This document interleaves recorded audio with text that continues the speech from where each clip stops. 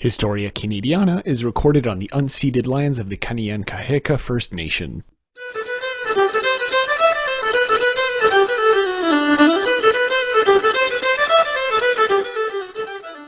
Hello, everyone, and welcome to Historia Canadiana. My name is Patrick, and with me is the cartoon imitator par excellence of the show, Mackenzie. Hi there. So I guess, I don't know, we'll be talking about Canadian Confederation. That was just a giant cartoon. I mean, really, if you hear of like what happened during the debates leading up to it, yeah, pretty much. Yeah, and let's face it, if there's one person that's a giant cartoon, it's John A. Macdonald. These days, yeah.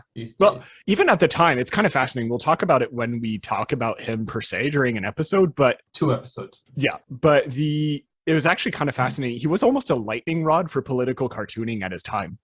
There was a lot of them done. He had kind of like a demeanor that made him perfect for caricatures. Yeah. So yes, actually, he is a perfect cartoon.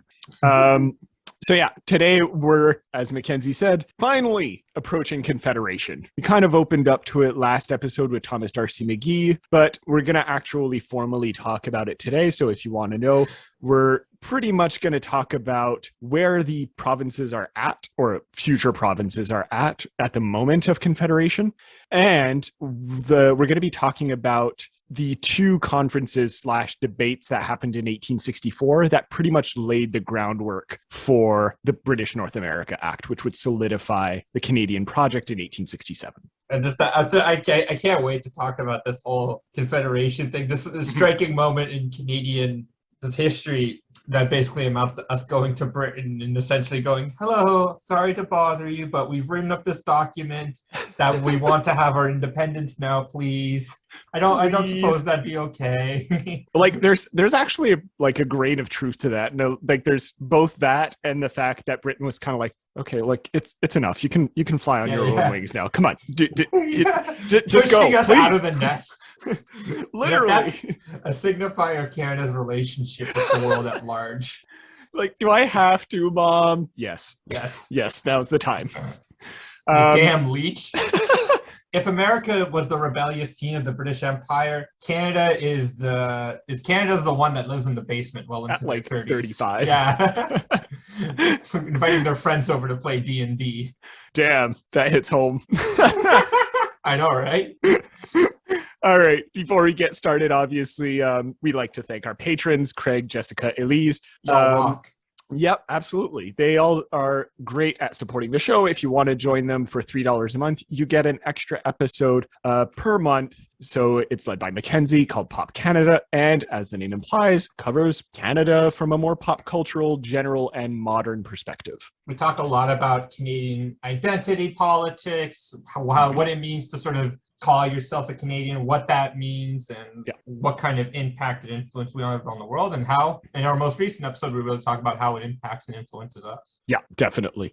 And speaking of that, that's an excellent segue because we actually got listener mail yesterday, actually, and I wanted to read it out on the show. I won't say the person's full name in case they don't want to, but this is from Philippe, or Felipe, I'm not sure. And he says, hello, Patrick and Mackenzie. I've been studying the history of Canada for some months now, and when searching for some information online, I found your website.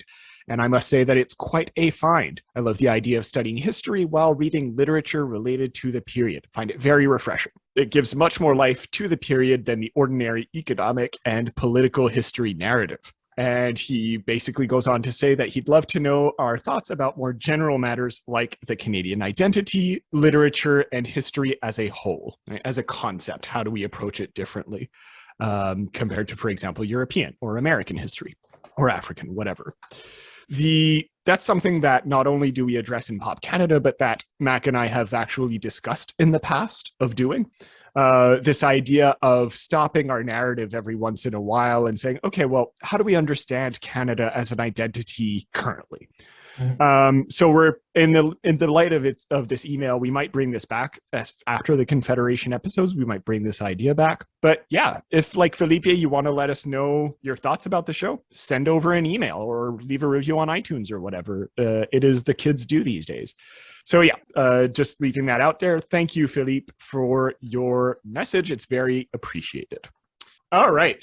Unless you had other setup, how about we finally get into the granddaddy of episodes, Confederation. The one we've been dancing around and talking about for months. Yep. Literal months right now. Yep. Oh, yeah. So as always, right, general question to start us off with, like, how do you understand the creation of Confederation? I know you made a joke about like kind of asking Britain at the beginning, but like, what's your understanding of the Canadian mindset of why it was done, what the process was of actually doing it, if at all? From what I'm remembering, because we went over in high school, we talked about it a lot, obviously, in the BNA Act. And from what I remember, part of the reason was a fear of being subsumed into America. Mm-hmm. This idea, just the general idea of stronger together, and wanting to consolidate power a bit, so that way they could do more and do better. Like people were just sort of like, hey, it would make a bit of sense since we all have these shared cultures if we sort of united under a shared banner a bit, so that way people couldn't push us around. Those were the main ones, if I remember correctly. Yeah, that's already much more than I got in high school, because when we talked about Confederation, it was like, again, very much from a Quebec standpoint, because that's where I took my education in high school, and we kind of glossed over it. I don't remember us talking much about the details of it. Yeah, we didn't go much over the details either. We sort of I think we briefly glanced over the fact that there were many meetings leading up to it. Yeah. And then they wrote up their, what was it, how many number of proposals or whatever there was in the 72 resolutions. Yeah. There you go. Yeah. And then how they brought that to Britain. Yeah, absolutely.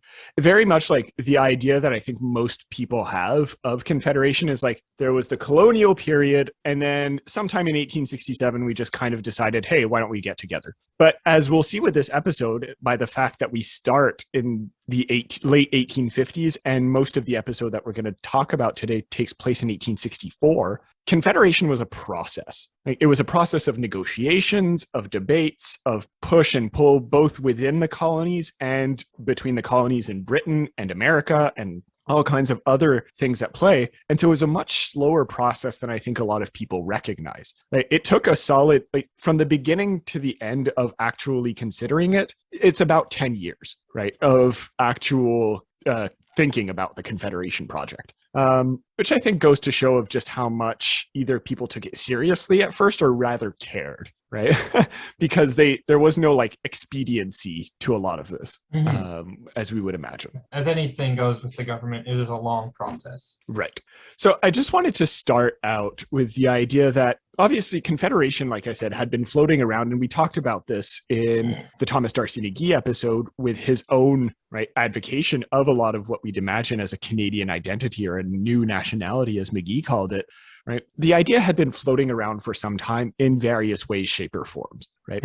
And some people, so there were some ideas of it confederating and integrating the U.S. as different states. That was a much more liberal or reform idea. There were some that were saying, okay, well, we'll confederate just the maritime provinces, and the province of Canada will have to deal with its own thing. So there's all kinds of ideas floating around and back and forth going on as early as 1858, when Alexander Galt, who was Inspector General for the British Empire at that time in Canada, or in British North America rather, he basically demanded of the Cartier MacDonald Ministry, which was the head of what was called the Great Coalition at the time in the province of Canada, right? He kind of pushed them to actually discuss it and be like, look, is this viable to actually combine the British North American colonies? And 6 years later, they actually followed through on that, properly. And that's where we're going to head today. So just to set us up, right, I think it would be kind of useful to think of where the different colonies are at this moment. Right? So at the time, there is New Brunswick, Newfoundland, Prince Edward Island, Nova Scotia, and the province of Canada, right? Remember, the Ontario and Quebec, right, are one single colony theoretically. Right? So that's basically the state of British North America at this time. As we'll see, only 4 of these ideas, well, 3 at the time and soon to be 4, would actually merge into Confederation. 2 of them would not join, or would join much later.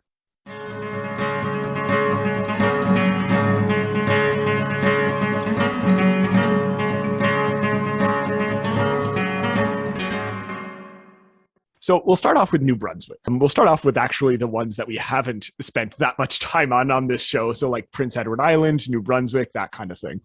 So New Brunswick is kind of seen as, in this time, right, a bit of a gateway into Canada, into British North America, by its very geography. It's an extremely small province, but it was known for its shipbuilding, which the industry of which was extremely improved with a reciprocity treaty with the US in the 1850s, right?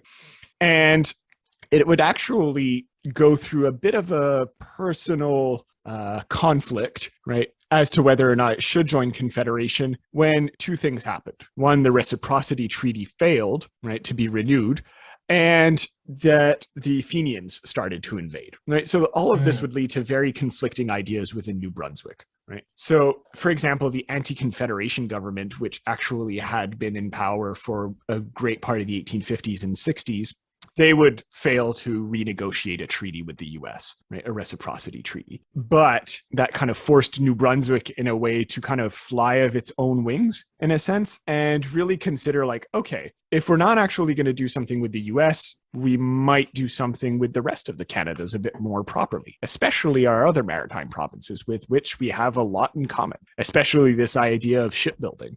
And so over time, right, especially as we're approaching here, New Brunswick would actually become quite cosmopolitan because namely of the shipbuilding and the fact that its ships were used across the world. And it was essentially the portway into Canada. So populations from everywhere were coming in through basically this small backwater province. That's a bit... New Brunswick. Small and backwater, yes. Right, but it's kind of fascinating to me that New Brunswick would emerge as kind of this important piece of the Confederation puzzle in a sense, because at the time it only had about 8% of the entire British North American population. Right? It's nothing. It's peanuts, right? But it's got the coast. Mm-hmm. Absolutely. And if there's one thing history has taught us, it is that having a coastal region is basically a requirement to be a self-sustaining place. It's all about land in the economy, baby. No, but I do think it is a bit of an interesting point to note. Next, unless you had something to say about New Brunswick. Go ahead. Nova Scotia. If you want to know more about Nova Scotia, we pretty much covered its like major history up until Confederation, and you can look it up. I think it's in episode 36, 37 that we did on Joseph Howe, the libel case. So we kind of covered a lot of Nova Scotian history through there. But Joseph Howe himself would actually be an anti-Confederation leader of Nova Scotia from 1860 to 1863. And so that kind of informed a lot of the way that Nova Scotians perceived that project. However, he would be defeated rather quickly in 1863. And Charles Tupper, who was a much more conservative premier of Nova Scotia, he would actually be a proponent of Confederation. And Tupper would be one of the people who would lead Nova Scotia into that project. Funny enough, Joseph Howe would be reelected to the Nova Scotian head in 1868, in 1867, sorry, so the year of Confederation. And so he would bring his anti-Confederation ideas right back. And so again, because Nova Scotia doesn't join in right away. Yes, it does. It does? Okay. It does, because underneath Tupper, it would have, because he was pro-Confederation. But I thought there was only like 4 provinces that joined in at the beginning: Ontario, Quebec, did Newfoundland join right away? No, Newfoundland is the last province to join. Okay. Newfoundland only joined Confederation in 1949. Yeah, that's the one. Okay. Yeah. I get them mixed up all the time in my head. As one does. The maritime. Those damn Atlantic provinces, they all look the same. They're rocky and watery. I don't know what the hell to make of them. Exactly. Right. So, yeah, exactly. So it's kind of funny that Nova Scotia would join Confederation literally by a sliver, right? Because if that actual debate had happened only a few months after, it might not have, because Joseph Howe might have been in power, right? So it's interesting to see these kind of ideas forming at the offset of Confederation debates of like, maybe not. Kind of throws a wrench into this whole idea of it being a unified idea from the get-go. And by the way, Right. And by the way, I'm going over a lot of this quickly. We'll actually talk a bit later about what each province brings as a whole and what their whole ideas behind Confederation is, why they would join, why they wouldn't. I'm just setting up the groundwork of where they're at politically or economically at this moment. Okay. The province of Canada itself, right? Future Ontario and Quebec. We've talked mostly about this province in talking about our history, right? That's the one focus that we've had most of the time. So I wanted to actually just take a minute here and talk about what's called the Great Coalition, because that would pretty much inform a great part of the Confederation debates going forward. Right. Because as we've seen, right, the province of Canada was going through a bit of a rough patch, right? It's not politically going super well, and most of the 1850s are spent in like this political stalemate, right? And the Great Coalition is an attempt at doing this, right? So basically what would happen is that Georges-Étienne Cartier, who was in Canada East, right, so Quebec, he ran the Conservative Bleu, as they were called. Right?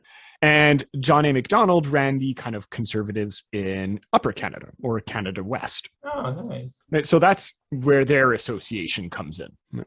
And the problem is sometimes there was a Reform Party that was elected in Canada East. Sometimes there was a Conservative Party in Canada West. So it created all kinds of stalemates in which nothing ever really happened because both sides of the province of Canada just didn't want the same thing.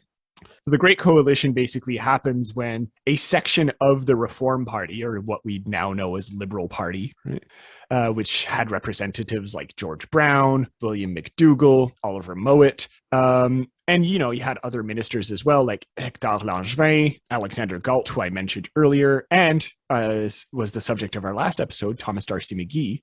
They would all kind of form this coalition that said, okay, we need to figure shit out because this is going nowhere fast, right? We've been a united province for almost 20 years at this point, and nothing is happening, right? Mm-hmm. It is boring to read about our history at this point, right? So basically, this coalition would actually try to move beyond this this kind of duality that existed within a wider idea and say, how about we just create two provinces and federate as Ontario and Quebec? So create basically a mini Canada within from the province of Canada. Right? Basically give more independence to each of these separate provinces, but still remain a kind of unity. Okay, so that's why provinces versus states. Exactly, right. So basically, and this whole idea would be possibly extended to other provinces. And so you start to see this debate going on of like, okay, well, what do we do with this? And it's called the Great Coalition because it basically united liberals and conservatives, despite their massive disparities in their ideology, saying like, okay, now what? We have to move beyond this and trying to find something better. And you had all kinds of ideas that were debated in all of this. So trade talks, like how do we actually organize trade with the US if we're more independent? What kind of elections are we happening? So the idea of representation by population comes back up again. There's all kinds of these debates that would also inform the larger Confederation debates that are happening within the Great Coalition talks. Now, officially, the Great Coalition itself would end with Confederation, but as a kind of political maneuver, Macdonald would claim that he led a cross-party cabinet for most of the early time that he was a prime minister. He was like, yeah, it's not just conservatives. There's liberals and conservatives in this. Also, it's the remnants of the Great Coalition. Yeah, great. Macdonald always playing people. Oh, yeah, big time. Absolutely. So yeah, is that clear so far? I feel like I just sped through that. But basically the idea is like, we're trying to rethink what the province of Canada is. Yeah, so if I get this right, this Great Coalition of trying to put Ontario and Quebec into one place was the eventual lead-in to Confederation itself. Right. That was one of the lead-ins, right? Yeah.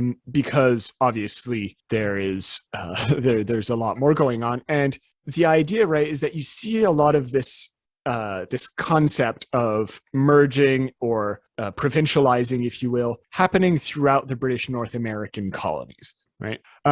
So, for example, once we finish talking about, I'm going to bring up PEI now, Prince Edward Island, like one of the major drives behind the original Confederation talks was a potential association with the maritime provinces, just themselves. So again, that was an idea that you saw also permeating that section of the British North American province. But I think what's interesting about the idea of bringing up the Great Coalition is that a lot of this idea of confederation starts because there is clearly a recognition that things cannot stay the way they are, right? Things in the province of Canada are at a stalemate because of intervention by the British Empire that forced these two entities together in a way that doesn't actually make sense in the long run. Right. It maybe made sense in terms of getting them to talk to one another and getting them to interact with each other in the wake of the rebellions of 1837 and 38. And again, mostly as an assimilatory project, but it's not something that has any leg to stand on in the long run. And so I think that's the most you can take out of the Great Coalition is like, where do we go from here? Right. All right. So Prince Edward Island. Funny enough, we have never addressed Prince Edward Island in any of our episodes. I think, no, that's not true. Before you entered the show, I think talked a bit about it. I think I mentioned a bit of it in talking about like, what was it? I think it was like early maritime poetry. And I think I covered one poet at one point that was writing in Prince Edward Island. Or maybe during the during the episode on the Loyalists that I did early on. I think I mentioned PEI as one of the places in which Loyalists went to. I think that's the extent of Prince Edward Island in all of our discussion. But there's actually some really interesting stuff that goes on with Prince Edward Island in this time. And it mostly has something to do with the fact of how it was actually created as a colony. Right? So Prince Edward Island, which by the way is named after the father of Queen Victoria, so that's kind of cool, was actually divided, right? The actual island was divided by the British imperial power into 67 townships, right? And basically all of these townships were distributed to individuals and small groups by a lottery. Okay. It was like the British government was like, okay, we have this land. Which of you rich tenants have access to it? And just like, we'll pick at random. That's literally the thought that they put into Prince Edward Island. It was like, all right, just put your name in a box and we'll like kind of elect it from there. But what happened is that even though at this point we're in 1760s, right, it gave the island a very feudal system, feudal type of system in which you had this very distant lord, often in Britain, right, very rarely ever coming to the colonies, right, if at all. Mm-hmm. And they basically owned the land that the settlers were coming on and who had no power or say as to what happened with that land. And obviously they owed certain parts of it to the lord that was literally an ocean away, right? So Prince Edward Island had kind of a rocky start, and it made it very unattractive for settlers to actually come there because why would you, right? The whole romantic idea and idealization of the colonies is that it's a new start. But if you end up with the same freaking thing or possibly worse in the colonies, then why would you even settle there, right? Mm-hmm. And funny enough, this is one of the things that would stick in the colony for a century, right? It would last a long time of this kind of like land tenure system, right? To the point where in the 18th century, in the 19th century, as Confederation talks were happening, this was one of the things that Prince Edward Island wanted, is being like, yo, if we confederate, can we end this? Because this is stupid, right? And... spoiler alert, Prince Edward Island doesn't join Confederation at first. No, but it joins in like a couple years later, doesn't yes, it? It does. 73? 73 or 71, yeah, I can't remember off the top of my head, right? But it would join a few years later, but one of the reasons why that failed is because the Confederation debates were like, yeah, we're not touching that with like a 10-foot pole. Figure that out first and then get back to us. Like, we're not gonna... I don't feel like it. So no. There was other reasons, but that was one of them. Well, right. Also, like how much do you need Prince Edward Island?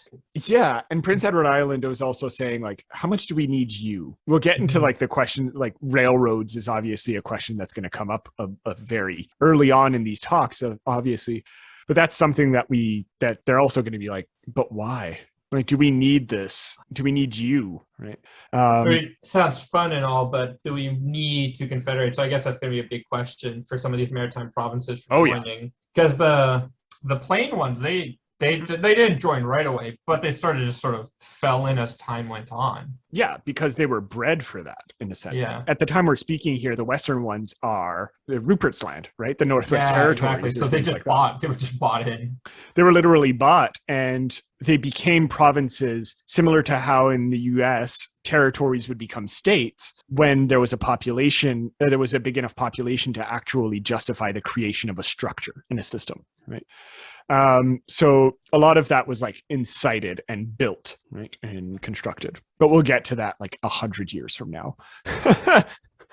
Nice. But yeah, that's not to say, so like Prince Edward Island had this very weird relationship with the land. And in the 19th century, there would actually be what was called a tenant league, which would try to change this, right? It was very much a movement, much like many other workers or kind of proletarian movements, as you can call them, in the 19th century that were happening in Europe. These kinds of people were like, well, that's bullshit. We're doing everything. And why do we get nothing out of this? Like, things have to change. That ultimately went nowhere. Any kind of riots or incentives were swiftly crushed. But that's not to say that there wasn't anything interesting happening in Prince Edward Island. But for example, in the 1850s, the Coles government, Cole being one of the fathers of Confederation, as we'd understand him, he was actively a part of the debate. And he would later help bring in Prince Edward Island to Confederation, even though it was after 1867, right? He would actually bring in one of the first systems of free education in the British Empire in Prince Edward Island. Okay. Yeah, like it was a municipal level. I think it was a much more localized municipal level education. But yeah, it was a project that he actually promoted and tried to put into place to a certain extent, was actually quite successful. And yeah, so a lot of Prince Edward Islanders, or at least, more aristocratic ones could actually get, and middle-class ones could actually get a free education. And that's something. Well, I mean, failed projects still help teach you what's wrong so you can do the project again another time, you know? Absolutely. Yeah, it's kind of funny because the same Coles government was actively against the tenant league. So it's like you're liberal on some things and not on others. It's a very weird dichotomy that was happening. PEI. Yeah. What you gonna do? What you gonna do about PEI? You know, you just let it happen. Yeah, it's that place, you know, that your grandparents drag you to for vacation time. That being said, I do really want to go to PEI. It sounds like Have you ever been? No, I've never been. I think I've been a couple. It's nice, you know. It's nice. Yeah. Yeah, I see food. You rent a little cottage or something. Have a good time. I have very vague memories of my time at PEI. Right. But I remember it just sort of being a very calm, relaxing, pleasant experience. And finally, the last but not least of provinces or colonies at the time. Literally the last. Literally the last. Yeah, because it's true. If we don't count Nunavut. Yeah, but it's a territory. Yeah, and it was also it was land that was then turned into it. Like, didn't it belong to the Norfolk Territories at first? Yeah, that's true. So Newfoundland, the first British colony in North America, right, is also the last to join Confederation. But at the time, it was at least interested in hearing some of the debates, right? Mm-hmm. It wouldn't join the first one, as we'll see, but in the second one, it would be there. In terms of its history, I have to admit there's very little that goes on that's very different than the other maritime provinces in Newfoundland. The major difference with, for example, something like New Brunswick is that Newfoundland, on top of being a supply line in terms of minerals and wood and stuff like that, was also very big on fisheries, right? And this is something, an industry that would kind of go up and down, fluctuate quite a bit with things like the War of 1812 and Irish immigration that expanded how many fishers were actually there to help. So it would kind of go up and down. But in terms of its, I guess, progress legislatively or politically, it's relatively similar to what you'll find in the other provinces. So you'll eventually have, in the 1830s, some pressures for more self-government, and they would actually get a House of Assembly earlier than in the Canadas in 1832, right? And they would achieve responsible government a bit later in 1855. Oh, okay. So sort of coming together. Yeah, exactly. So yeah, generally speaking, I think this is kind of an overview of where the provinces are at. Right? They all have their own little thing, their own little like, okay, well, New Brunswick wants the ship is an entryway, right? The Canadas want to be able to actually do things on their own, right? Like obviously the French population wants to be able to represent themselves, and Ontario wants more power because they are numerically greater, right? And want to actually be in control of their own lives a bit more than just associated with Quebec. Mm-hmm. Newfoundland wants to promote its fisheries. There's all kinds of different things that are interesting independently, but that as Confederation approaches, people are realizing like, are we able to do this on our own? Right? Or do we have to work with the others a bit more concretely? Mm-hmm. Well, I mean, that's going to be the driving question, because at any point you're going to be giving up certain things to then play by other people's rules, Mm-hmm. And it comes to that guiding, why should the people of Nova Scotia have to have a certain rule in place for the people of Ontario? Yes, exactly. And those gosh darn foreigners will come in and ruin everything again. When the whole idea is y'all aren't foreigners anymore, y'all are Canadian now. Yeah, exactly. But why are they Canadian instead of Nova Scotians? Mm-hmm. And it opens up this whole thing of provincial versus federal that will become, that is still a debate that goes on today to various extents, right? And flops back and forth, but that's already clearly starting here. Vive le Québec libre!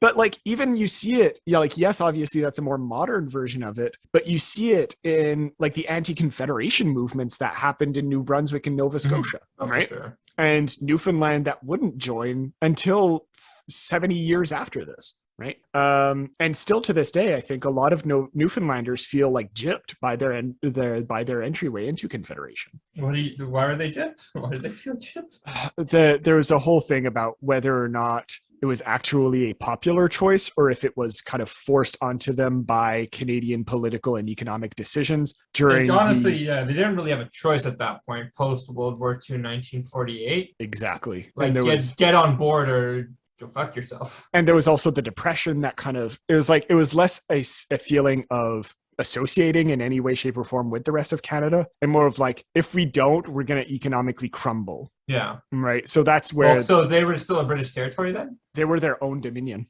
Oh, so they were a country? Pretty much. Like, it had the same status as the rest of Canada, but just on its own. Can you imagine if that still existed? Yeah, exactly. I mean, a modern day Newfoundland with a seat at like the United Nations. That would be so dope, though.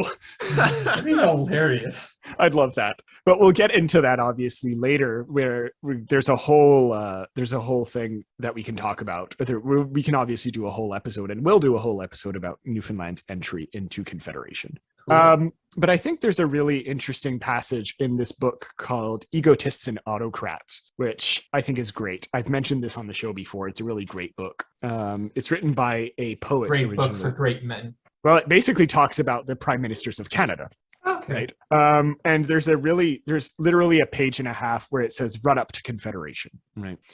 And I'm not going to read the whole page, but it kind of sums up a lot of what I'm saying here. And he says, so George Bowering writes, even reading about the political scene in Canada from 1856 to 1866 is frustrating. It can give you a headache, such as the one I am experiencing now as I write. In those 10 years, governments were basted together, only to come apart at the stitching. God seemed to have forgotten his British American citizens, and human designs were proving incapable of handling the perils of living in such a rugged part of the world. The Canadian crops failed, markets fell like locomotives through bad trestles, farmers and stores and governments went into calamitous debt. So in the aftermath of, he's referring to the aftermath of the Reciprocity Treaty not being renewed. And so it kind of impacts the Canadian economy in a big bad way, right? Or at least the individual British North American colonies in a big bad way. And he said no one would choose to govern during bad times, but politicians are always looking forward to good times. And so in Canada, East and West, there were governments and they were trying to do something new. Right. And that civil war to the south would have a single effect on politics in the provinces of British America. Mm-hmm. It had only been half a century since the last U.S.-American invasion northward and 30 years since the Yankee-supported rebellion in Upper Canada. Gosh darn People, Yankees. people in New Brunswick and Canada felt pretty sure that the big military industrial complex in the northern part of the US would turn its attention northward after they had handled their problems in the south. Certainly, Britain was seen by the US Union government as an ally of the Confederates. So there's all like this greater geopolitical thing going on that I think Bowering is pointing to that I think is really interesting that we need to keep in mind, even if we don't address it specifically. Mm-hmm. This idea that like the Civil War is happening at this time, right? North, South, what if depending on who wins, we might or might not be our own thing. Our economy's not going great. Sometimes Britain seems to forget that we exist. They don't seem to care anymore. So like now what? Like, it's nonsense, right? But yeah, I think that's an interesting passage. I'm skipping a lot of it, so obviously go read it, and it's very fun. It's very approachable in the way that he writes. So I would recommend that book. But that was just, I think, a good way of introducing where we're going here. Mm-hmm. Was there anything that you wanted to add about this half-hour setup that we just did? About the different provinces sort of lining up? Yeah, and just like the general state of affairs before the actual debates. You can sort of see why Confederation was an inevitable topic of discussion. Right. Just because if they didn't have it, we wouldn't have the Canada that we know today, or they would have crumbled, you know? Mm-hmm. We've been making a lot of jokes about Confederation, but it is an important event, and the fact that they did manage to get it done in such a peaceful and transitional manner as well. Surprisingly, yes. Yeah, it's a kind of astounding in that sense, you know? We make all these jokes about, they just sort of asked for the thing and they got sort of shoved out of the nest, but the fact that it happened the way it did, so like as much as a thing like as big as this can happen so smoothly, you know, as smooth as these things can get anyway. Naturally, yes. But it's kind of makes it really impressive that way, you know. Yeah, for the turbulent times they were in with the war going on to the south, and you know, this is what 1867. The lead up would have been 1840s, 50s. Exactly, early 60s, yeah. Like these were not easy times. No. The Industrial Revolution is starting to get into full swing, and things are getting complicated, you know? To say the least, yes. To say the least, to put it very lightly. Mm-hmm. The British Empire, we're just coming off of the Napoleonic Wars, and so the way things are going the way they are, it's kind of incredible. It's in its own way, you know? Yeah. Which it kind of shows, again, we got asked about Canadian identity, and I think that's a very profound statement of it. While the rest of the world is having this chaotic thing, Canada is very quietly, very just doing its own thing still. But part of it is because of its geography, right? It's like, oh yeah, we are tucked away in the corner of the world. We're tucked away, but like it's also, we're still involved insofar as obviously what happens in the US during the Civil War has an impact, but we're not directly involved in that. No. Or like European wars, we send ships and timber and stuff like that over to help, but we're not necessarily involved unless it's the Crimean War or the First World War. Mm-hmm. So it's like there's always this slight distance that's happening, right? There's always just a little bit of something's got to change and something's got to be different. Yeah. Exactly. I think more than anything, this throws a wrench into the idea that there's a cohesive Canadian identity at this point. Oh, for sure. No, I just more as like, if you want to take a look at how Canadians get things done in a historical sense, like this is a pretty good way of showing it, you know, very non-bombastic, very sort of, we're going to do this thing now. Let's just get it done, you guys. Like, okay, our economy's in the toilet. Now what? Yeah. Confederation? Question mark? There's a very practicality sort of spin to it, you know. There's not a lot of idealism of all men are created equal, whatever, you know, that you find in the Declaration of Independence. You know, there's none of the big speeches, no Thomas Jefferson with his large writing or whatever. There's just Canada going, guys, this is the next step. Like we have to, let's go before the winter sets in and we're all freezing to death. But like, it's also interesting, right? You bring up this idea of speeches and grand ideas because these would happen, and this is as good. Obviously, these things always have grand speeches. Yeah, and this is a good time, I guess, to transition into the Charlottetown and Quebec conferences that would happen in 1864. But like during these, there would actually be a great deal of debates. And they kind of skirt this line of the freedoms and what are the basic understandings of this new project that we're building, but it's very much built around individual identities, right? Where are the places of these things? Rather than, as you're saying, in the American context where it was like freedom. Because it's a human right. No taxation without representation. Like that whole thing, right? That whole shebang. But then with Canada, it's like, yes, but also French Canadians. Like, what are we doing? Like, and also railroads. Like, what is this? How do we make this easier? Yeah, absolutely. There's this whole thing called Rupert's Land. What do we do now?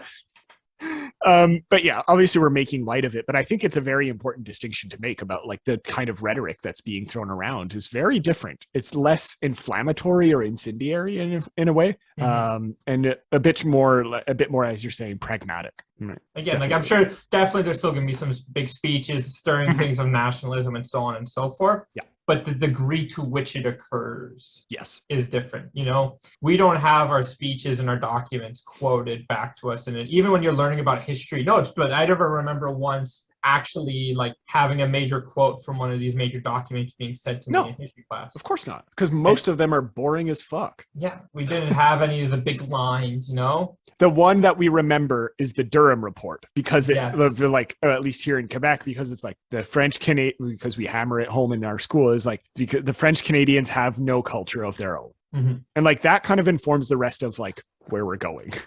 But generally, in terms of the BNA Act, no, there's nothing like major that stands out. And even as we're going to talk about a bit later, the 72 resolutions that form the basis of the BNA Act, what's most interesting about that are like doodles in the side notes. Yeah. So that's my sort of point. I'm sure, you know, I don't want to be the one that says, oh, there's no nationalism going on, or, oh, there isn't propaganda going on.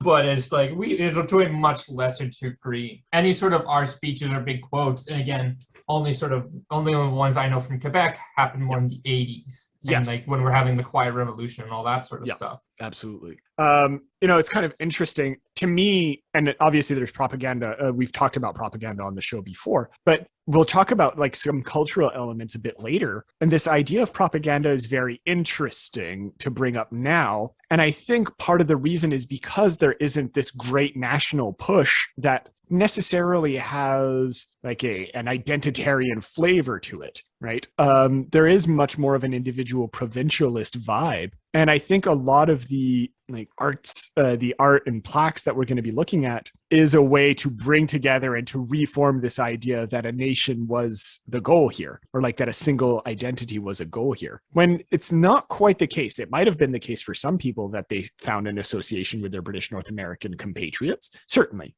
but it's not the whole story.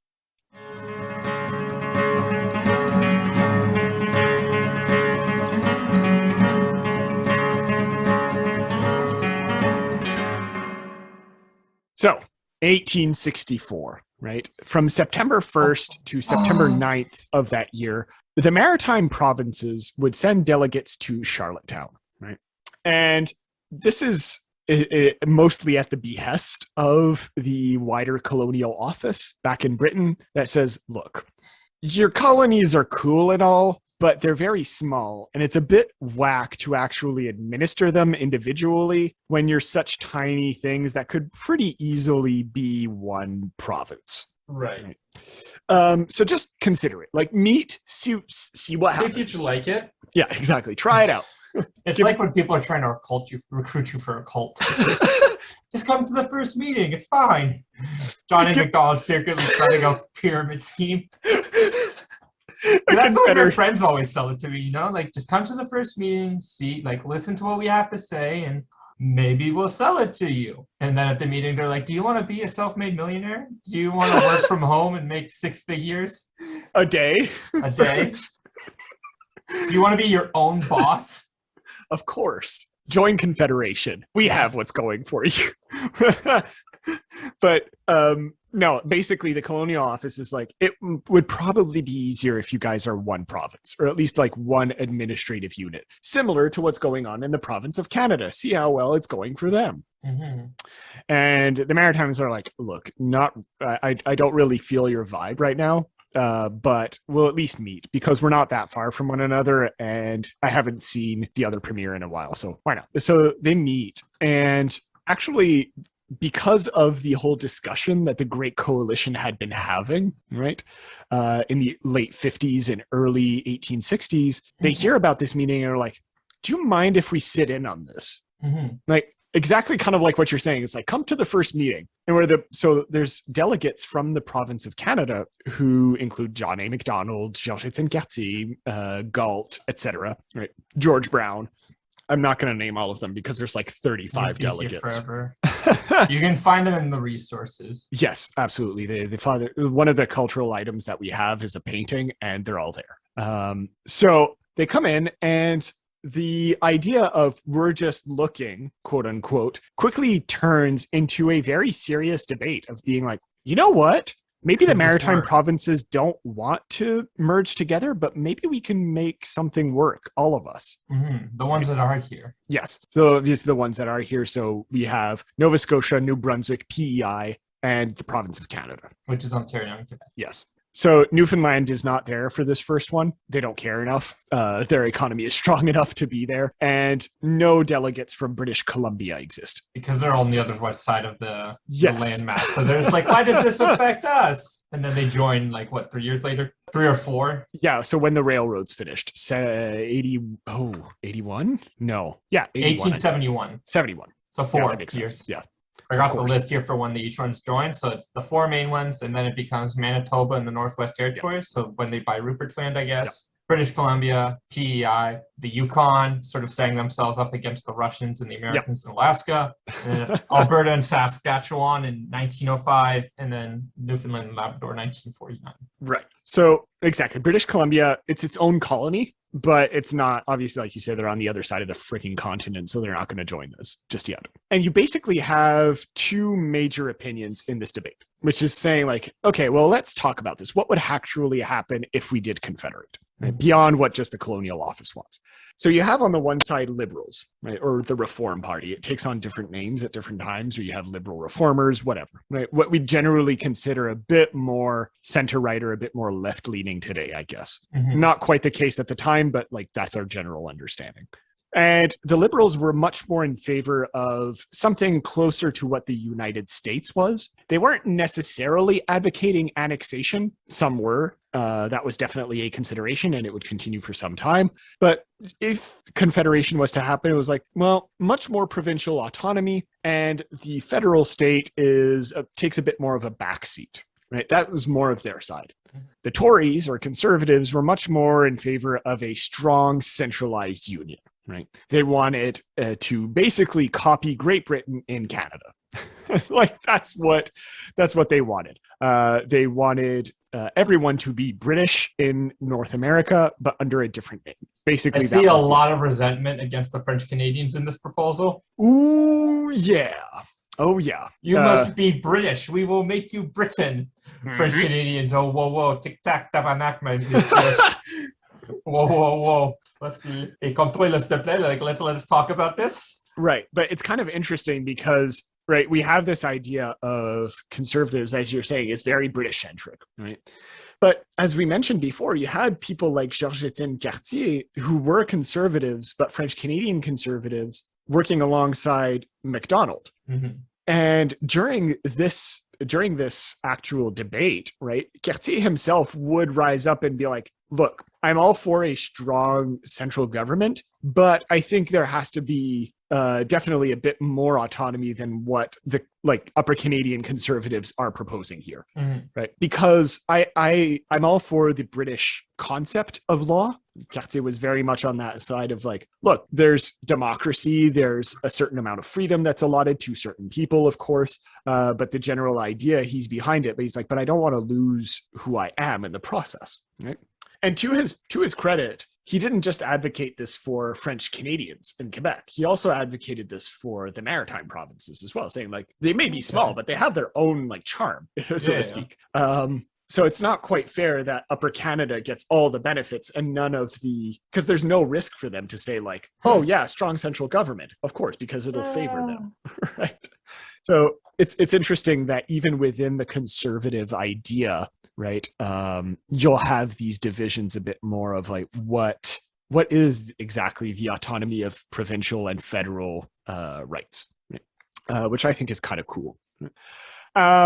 So yeah, that's in terms of provincial rights. Another main point that they address during this debate is finances. Sounds boring as crap to talk about that. But it's what you need to talk about. It's what you need to talk about, and it directly relates to how the debates were taking place, and it directly relates to the railroad.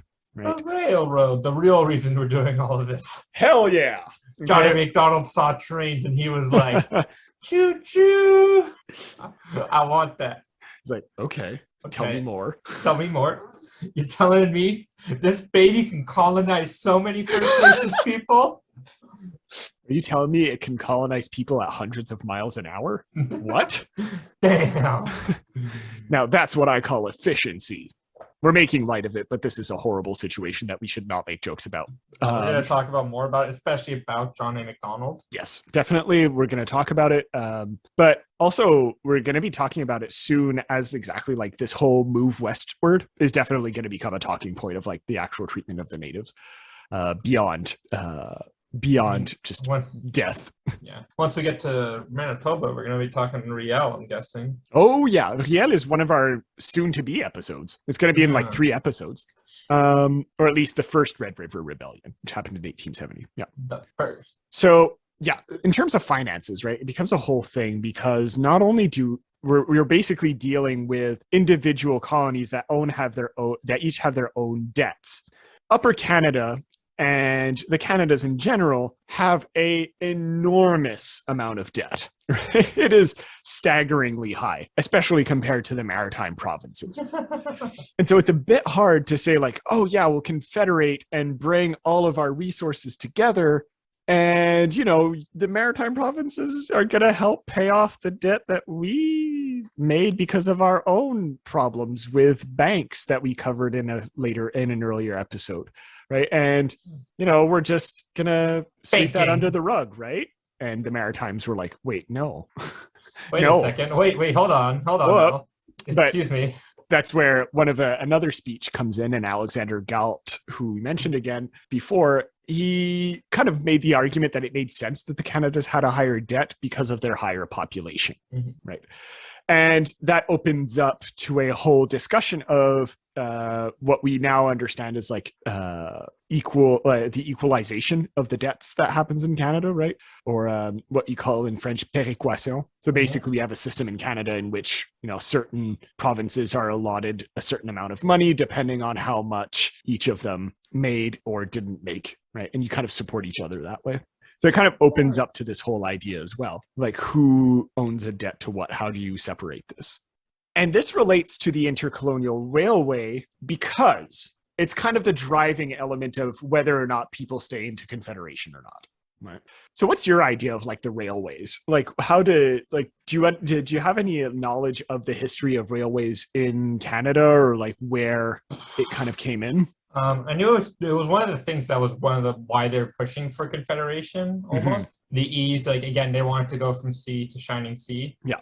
And the railway was the best way to do it, while also like almost literally creating a barrier between Canada and America, Yes. Not a literal barrier, but the idea of the railway as this big sort of the thread that ties the country together. Yeah, absolutely. And then on the flip side, there's all the really horrible stuff the railway was supposed to do. Definitely. Like even if you obviously it becomes less of a problem on their mind, quote unquote, on their mind within the eastern part of Canada because the relations with natives were horrible but pretty stable at that point. So the idea of the railway in relation to indigenous populations will be more westward. However, the idea of bringing up a more insidious idea is definitely still there because you'll have basically an argument of needing a railway to bring soldiers from one area in the colonies, in the potential Confederation, to the next in a very quick way. Right.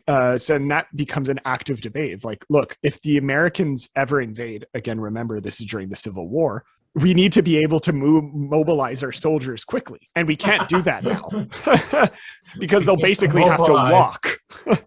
And they actually did. There were some cases in which there were American attacks and the British North American soldiers had to walk there. And so it created a whole issue of like, okay, no, we actually have to develop this. And obviously there was the whole commercial aspect and stuff like that. Right? The thing is, for a while, because of their high debt, the province of Canada didn't really want to economically support this. They were like, look, it's all well and fine, but we're not willing to pay what at the time was calculated out. I think if I wrote it down here. Yes, they calculated out that they were supposed to pay 5/12 of the cost of the railway, of an intercolonial railway. Specifically. Yes, right. So less than half, by the way. And they were like, no, I don't really feel like it. Mm-hmm. And so that became a huge debate because it basically left the rest to the maritime provinces who were like, but why do we have to pay what came out to about 58% of the railway when we're not the ones that are going to be most benefiting from it? Right. So it became this whole thing in the early 1860s of saying like, okay, well, who pays for what, when, why, and why does the freaking province of Canada refuse to pay their fair share? This is ridiculous. Right? I love that. 10 out of 10. And also the not just that, but the actual maritime provinces were generally poorer. Like they had less tax income from the fact that they had a lesser population. And so it just made no sense. Basically, the British government intervened and was like, look, we'll accept to underwrite a lot of this and to back it up if it doesn't work. And within that mindset, when the Confederation debates actually happened in Charlottetown, they would the province of Canada would actually agree to pay about 5/6 of the cost. So almost double of what they had previously rejected, but it would mostly be borne by Canadian taxpayers and all that. So the British government underwrote it, and the province of Canada kind of passed it on to the taxpayers of paying this railroad for this railroad. Of course they did. Because yes. So it was basically very little like risk in actually doing it now that the finances were set up. Except Prince Edward Island, in case of like you haven't noticed on a map, is kind of separated from the rest of the maritime provinces. Still is to this day. You need a bridge to get there, right? Much more, or at least a massive bridge to get there. And they were like, yeah, a railway's cool and all, but so? Like a railway is cool, but like what else you got? Because it doesn't really affect us. Right. And we'll see a similar argument being made when Newfoundland joins the later conference, where they're like, okay, but the railroad that you're proposing now goes from Halifax into New Brunswick, crosses Nova Scotia and New Brunswick and into Quebec and Ontario. So like, why? Like, why would we have to pay for this? This is nonsense. And there was a whole thing of, again, coming back to the American idea that it would kind of direct a lot of their prosperity away from themselves and into, obviously, Canada or America. Right? So a lot of the maritime provinces were like, that's cool, but not exactly what we're looking for. That was a lot, right? That was a lot of information. I'm skipping over like a lot of it, but basically during this 9-day period, right, in which these delegates meet, in which there's food and drink, and it's basically like a party in which they have a talk about like, hey, wouldn't it be cool if we actually did this? That's the best way to do it. Just get people really drunk, and then they'll be willing to do any crazy idea. Right. So basically during this time, Prince Edward Island, because it's in Charlottetown, would kind of become known as the Cradle of Confederation, even though they're the most skeptical about it in this case, because a lot of the general ideas that would become formative to Confederation would be actually discussed here, right? And coming out of this 9-day period, basically what would happen is that Confederation became a maybe, a strong maybe. So they said, okay, if the railroad is built and if the Maritimes were properly represented in this whole thing, both financially and politically, then we'll be able to join, right? And they kind of left it at that, right? It wasn't planned on being that long of a thing anyway, right? Because again, Canada showed up a bit impromptu. So they kind of left it at that. Any questions so far? I feel like I spoke a lot. Well, no, you're mostly, again, it's a lot of groundwork that has to be laid in. So it's also important to explain why certain provinces didn't join on. Yes. Because, why would Newfoundland care at the time? Again, a very sort of pragmatic approach for them to go, okay, but and PEI as well. What's in it for us? Mm-hmm. Why should we care that you're building this big, great railroad? We don't have railroads. We have boats. Yeah, Like we have boats. we have the sea. And we have problem with our land tenants who are like not Yeah. there. So like we have other shit to deal with, man. It makes you sort of interested in what turned Nova Scotia and New Brunswick specifically into joining with the Confederation. Yeah, absolutely. And it kind of opens up to this whole idea of, again, why those who were interested in Confederation were actually doing it. Mm-hmm. Because it doesn't seem like they're doing it for like their people, so to speak. Well, right? Because again, long term. Yeah. They may not have been doing it short term, but they might have been thinking long term of what this would do for them and their people. Yes, absolutely. Because if you think far enough ahead, Confederation does make sense. Sure, absolutely. But again, like, yeah, absolutely. I have nothing to add to that. Yes.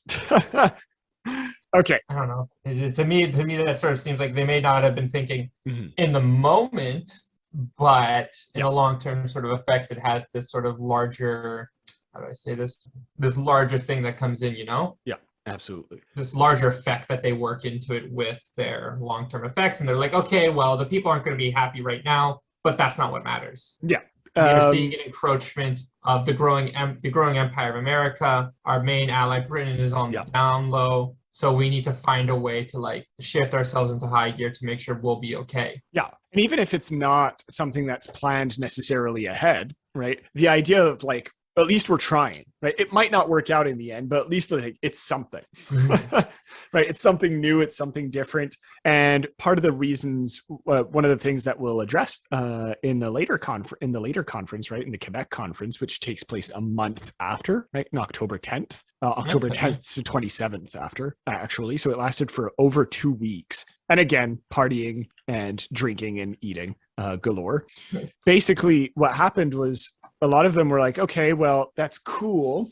Again, it's cool and all.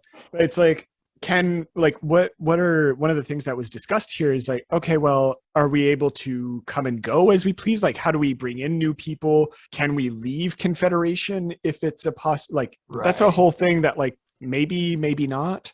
So yeah, that does become a thing. So like I said, Quebec Conference takes place about a month after. And it mostly existed to iron out what was set up in Charlottetown. Because while there was no like actual agreement signed in Prince Edward Island in September, it was kind of a gentleman's agreement, if you will, saying like, you know what, this makes sense for a lot of us. Again, conditional, but yeah, it can work. I can see it working. So it was kind of a gentleman's agreement here. And in this case, right, as I mentioned, Newfoundland joined mostly as a way to try to get something out of it, but it didn't really. Most of it didn't pan out for them. And there are two major things that happened during the Quebec Conference outside of drinking and eating. Right? One is a greater specificity in the terms that were set up in Charlottetown. So, for example, how exactly the distribution of power was set up. Right? So basically, they set up that at the federal level, you would have a House of Commons that was elected, right? And that was organized. The number of seats was organized according to population. Right? So Ontario would get 82 seats, Quebec would get 65, Nova Scotia 19, and New Brunswick 15, for example. And then you would have also the Senate, which was appointed, and then that would be a much more equal number of representatives. Each province got 24 of them. Right? And that was kind of the quote unquote upper house, if you will, as we'd known it before. It was also established that the federal government would control things like trade, so with the US, with Britain, with whatever, and criminal law, which leaves, by the way, civil law to the provinces, right? Which is something that will come up, especially in relation to Quebec. Right? Because they would decide, for example, to base their law code, their civil law, on a French system, right, rather than a British system. Slight differences, but it does create this kind of more provincial distinction that they were advocating for. In terms of the provinces, you would have things like control over education, at this time mostly centered around Catholic and Protestant, and control over language. Duh. Right? Doy. So you can, so that's where you get the ability to define your own official languages, which they don't all do immediately. Obviously, today we now know that New Brunswick, for example, is officially a bilingual province, but that came later. Quebec officially recognized its official language is French. Manitoba would bring a whole series of questions about whether or not they're a French or an English province. We'll get into that because there's a whole lot of racism involved in that one as well. And so you kind of get this opening up as well. And of course, immigration and taxes and things like that would be dealt with by both. I'm skipping over a lot of the ideas, but that's just generally speaking the most important ones that'll follow us throughout Confederation. I say I'm skipping a lot because we're going to be doing a lot of talking about Confederation and its ideas. Yeah, so part 2 is going to be directly about the actual Confederation documents, right? The British North America Act, what it means and stuff like that.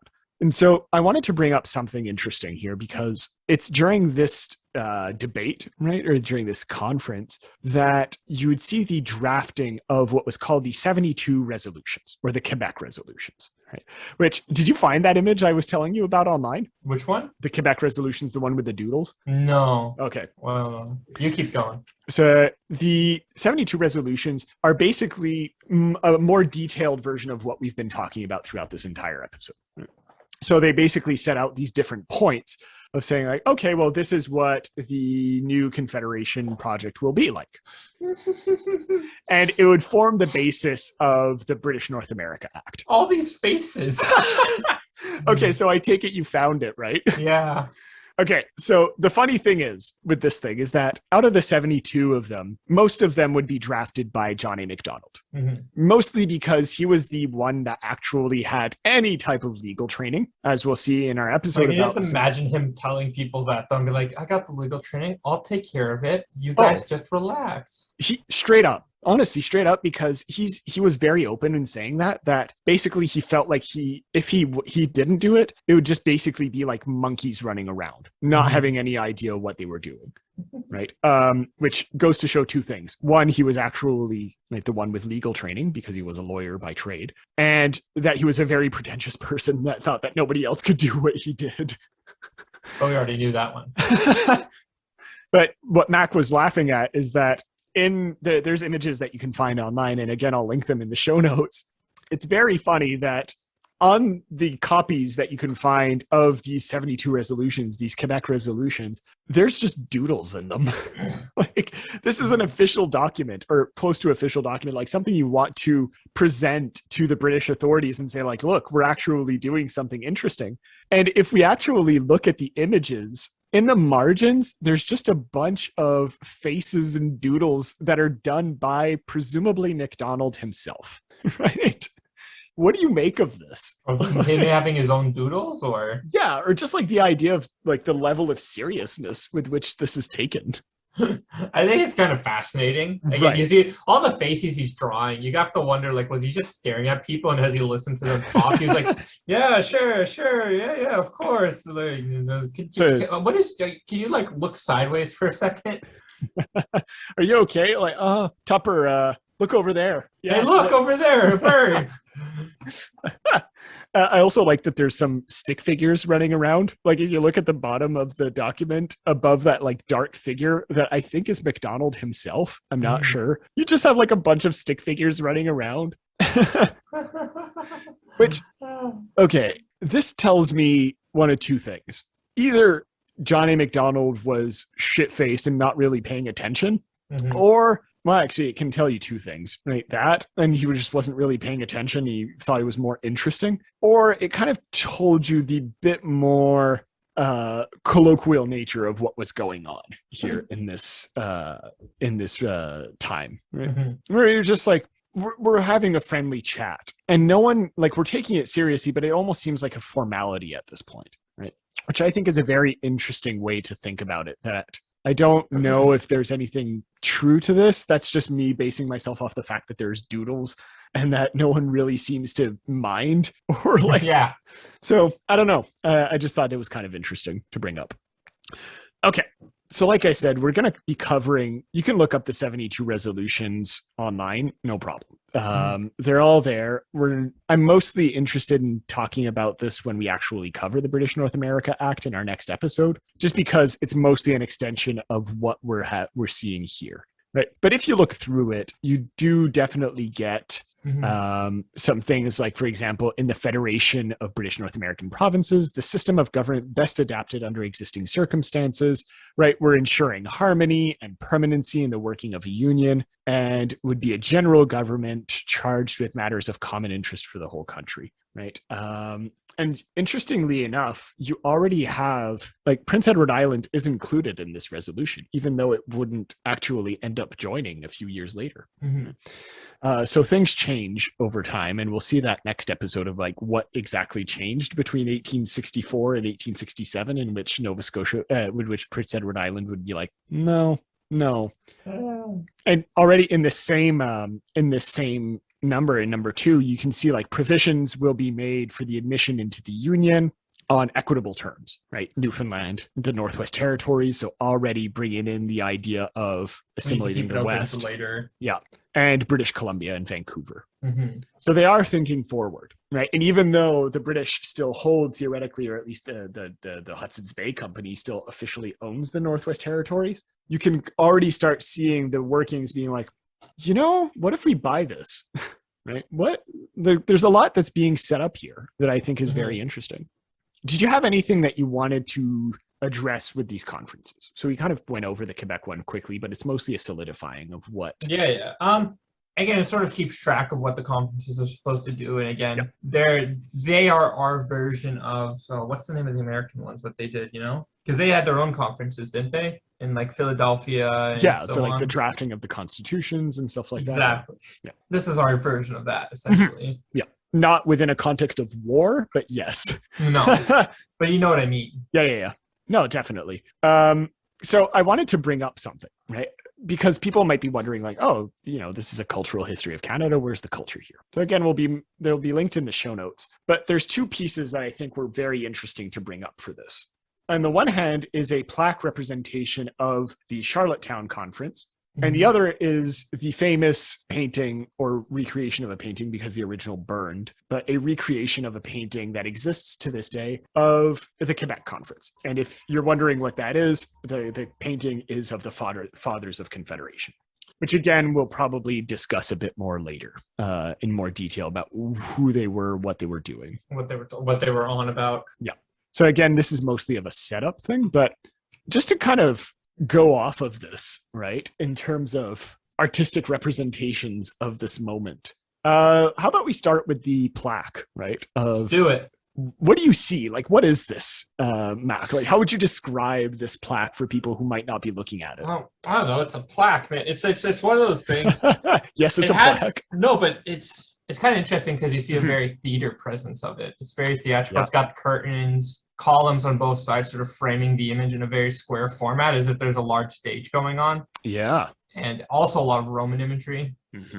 Why? What do you see, Mr. No, but I think the Roman iconography is obviously worthy of note, right? Oh, well, because Rome was not the first empire, I guess, but the Roman Republic sort of becoming the basis for a lot of governments moving forward. And so it would be weird if they didn't reference Rome. What I do find interesting is the choice of the god, I think it's Hermes. Yes. Just with the wings and everything else. Like it, yes. Yeah. Either that or the only thing I could imagine is like the Archangel Gabriel or something, like an angel of some kind. So Christianity, I don't know, but possibly Hermes, yeah.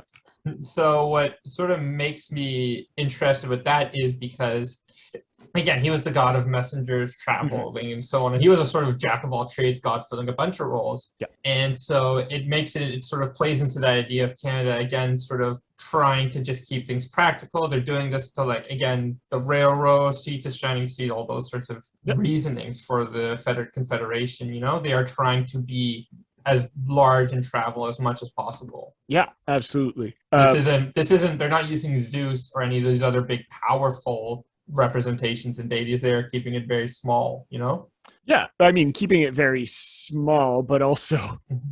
You know what I mean when I say it's larger than life in a sense. Larger than life. I mean small, as in it is not. They're not trying to assert this big, powerful image. You know. True. They're not waving their giant dick around. No.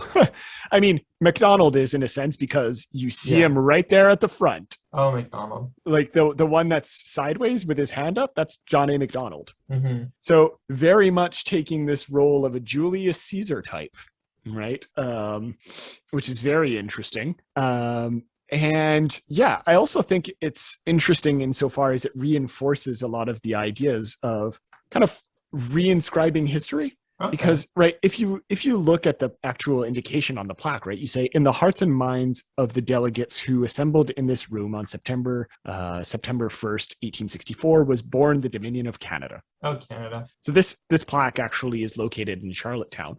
And it's very interesting to me that, again, Charlottetown didn't join Confederation at first, or like Prince Edward Island didn't join Confederation at first, but you've kind of have this revision, I guess, of history. Like, yes, that's where it was born, but this forced, I guess, association or new association of Prince Edward Island more directly with Confederation, even though it actively denied it or rejected it at first. Right. And I think that's a bit of an interesting thing to think about. I don't know if there's much to say on the subject, but I think it's definitely an interesting idea of saying, like, what's the power of this artwork saying, like, about Prince Edward Island's role, or just the role of Confederation in general.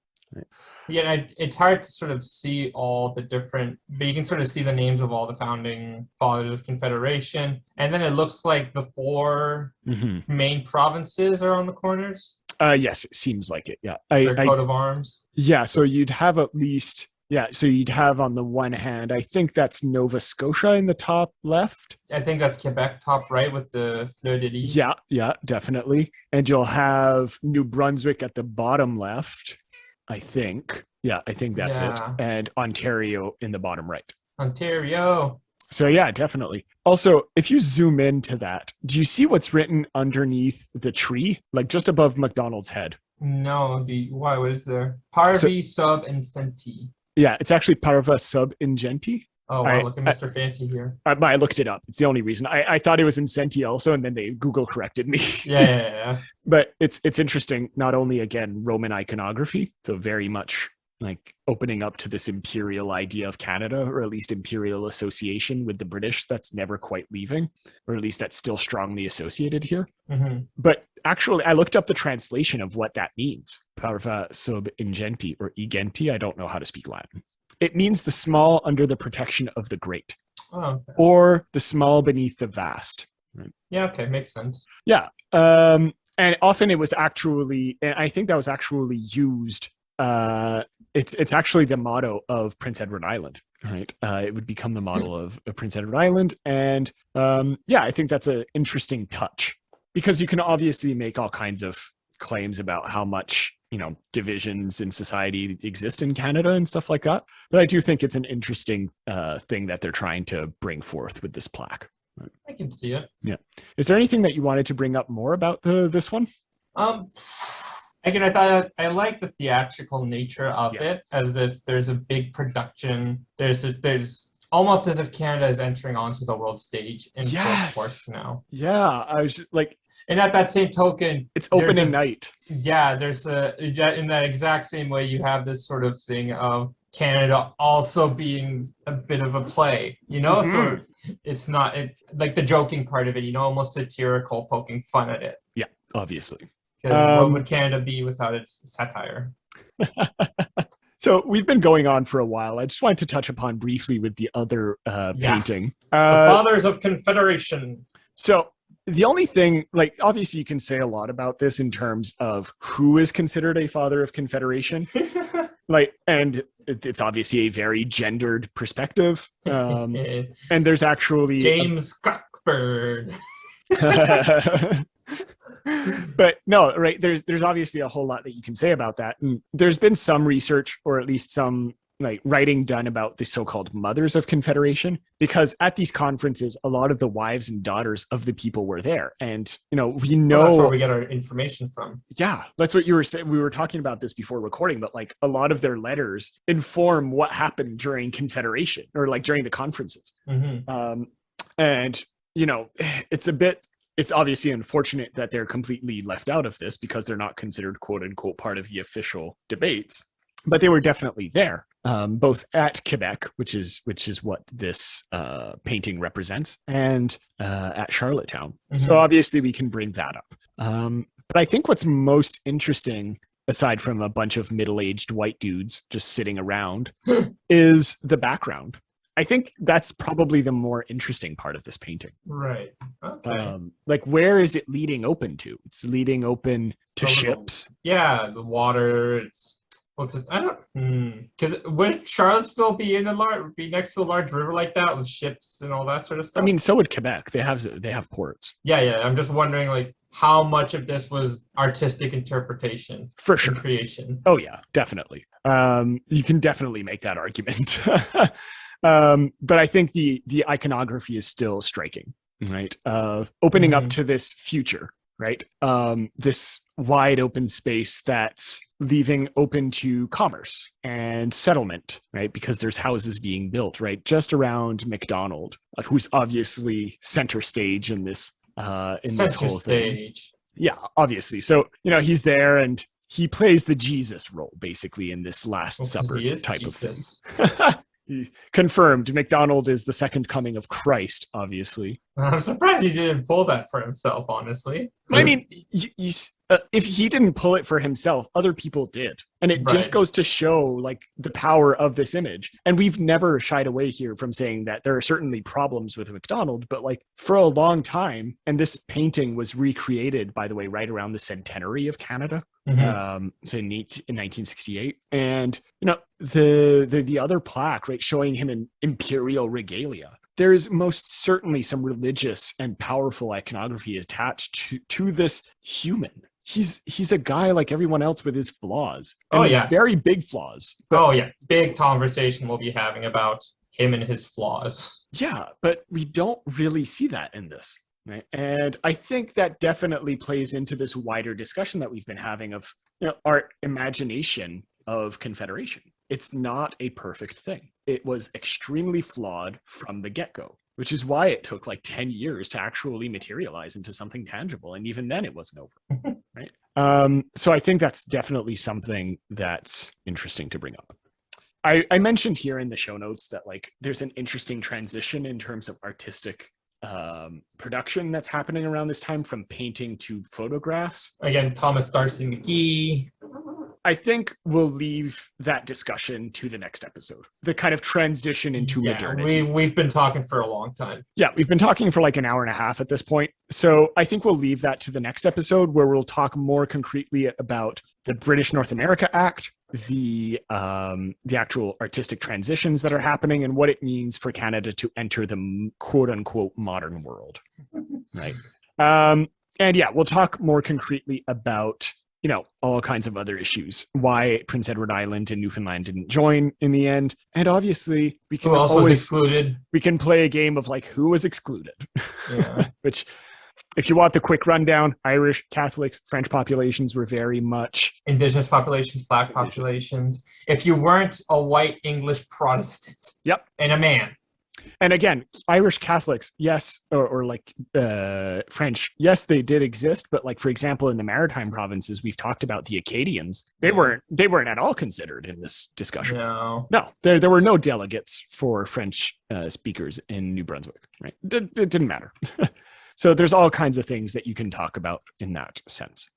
So we'll talk about this next time. It's kind of an abrupt end, but I think we needed to cover a lot of this groundwork here. Yeah, there's a lot we went over. Definitely recommend the recommended reading for this one, just because there's a lot more to talk about that you could talk about.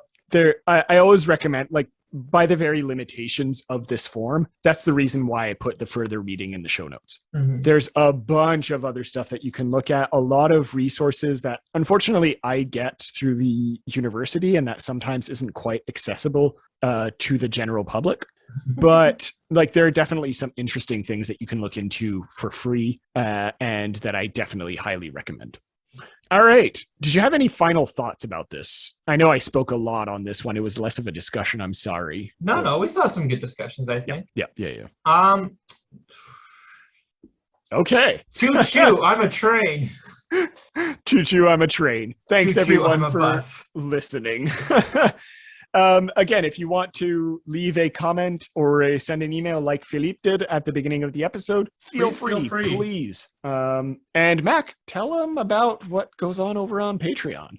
Well, on Patreon, you can find all sorts of fun perks like full, extra, and ad-free episodes like the Pop Canada series we talked about. We also put the full episode sort of unedited sometimes. Yep. We then some other benefits that we might be working on in the future. Other ways you can support the show include leaving reviews on iTunes, telling your friends, send us emails, just get the word out. We have grown a lot through word of mouth more than anything else. Yep. Feel free to join our Facebook page, talk to us through Twitter. Anything, really. Use the affiliate links on our website, and we'll get a little bit of a kickback. Woohoo! Absolutely. And but as always, this will be free forever.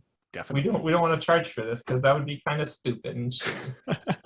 No, but I think there's something like these are conversations that I have and you and I have, like, just generally speaking. So might as well make them accessible. I really enjoy doing this show, and honestly, this is the kind of stuff we talk about anyway. We're kind of losers like that. Yeah, what can I say? We're literary and history nerds. Like, that's our thing.